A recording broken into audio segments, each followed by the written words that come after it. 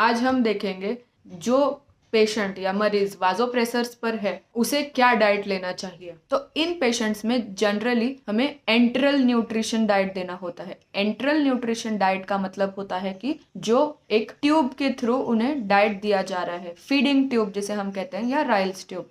तो Ryle's tube की मदद से इन्हें फ्लूइड डाइट दिया जाता है, लेकिन उसका भी स्पेसिफिक अमाउंट होता है। पहले हमें देखना होता है कि वाजोप्रेसर्स का कितना अमाउंट ऑफ ड्रग उन्हें चालू है, उस हिसाब से ही हम उन्हें उतना फ्लूइड इंटेक देंगे। अगर किसी पेशेंट को नॉरएपिनेफ्रिन का ड्रग चालू है less than 0.25 mg per hour, तो उसे हम 10 to 20 ml पर आवर का फ्लूइड इंटेक दे सकते हैं थ्रू ट्यूब। लेकिन इसलिए हमें ध्यान रखना होगा कि मीन आर्टेरियल ब्लड प्रेशर उसका 50 mmHg से ज्यादा होना चाहिए। इसका मतलब हमें ये चीज ध्यान रखनी है कि अगर उसका mean arterial pressure less than 50 mmHg रहा तो हमें ये फ्लूइड इंटेक अवॉइड करना होगा। अब हम कैसा डाइट उन्हें दे सकते हैं?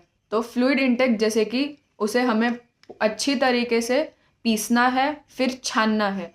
उसके छोटे छोटे पार्टिकल्स ना रहने चाहिए जो ट्यूब में ब्लॉकेज पैदा कर सकते हैं। इस बात का हमें ध्यान रखना है। अगर पेशेंट स्टेबल है तो उसे 150 ml पर 2 आवर्स हम दे सकते हैं। और फ्लशिंग बिल्कुल भी ना भूलें।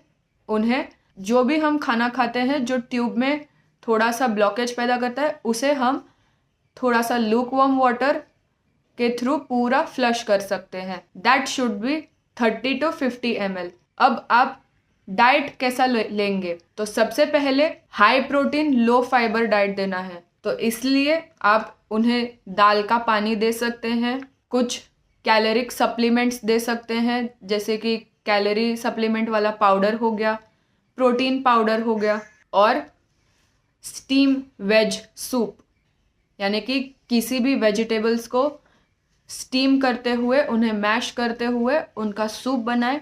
याद रखें उसे ज़रूर छानें, उसके पार्टिकल्स वहाँ ट्यूब में ऑब्स्ट्रक्शन पैदा कर सकते हैं, तो इस बात का हमें ध्यान रखना होगा। आई होप आपको ये वीडियो अच्छी लगी होगी। ऐसी और इंटरेस्टिंग वीडियो के साथ हम फिर लौटेंगे। तब तक आप चैनल को ज़रूर सब्सक्राइब करें।